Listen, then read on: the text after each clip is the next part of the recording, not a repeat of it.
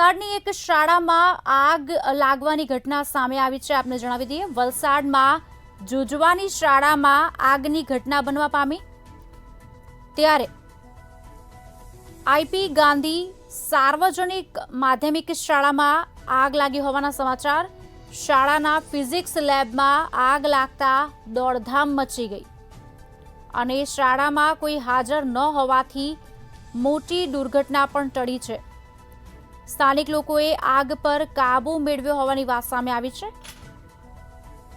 શાળામાં આગના દ્રશ્યો સર્જાયા ત્યારે શોર્ટ સર્કિટના કારણે આગ લાગી હોવાનું પ્રાથમિક અનુમાન લગાવવામાં આવી રહ્યું છે। આગમાં શાળાનો સામાન જે હતો તે બળીને ખાખ થઈ ગયો છે, પણ સદનસીબે કોઈ જાનહાનિ નથી। ફિઝિક્સ લેબમાં આગ લાગી અને તેના આગ લાગવાથી દોડધામ પણ મચી। જો કે શાળામાં કોઈ હાજર ન હતું તે સમયે, તેથી મોટી દુર્ઘટના ઘટતા બચી ગઈ છે।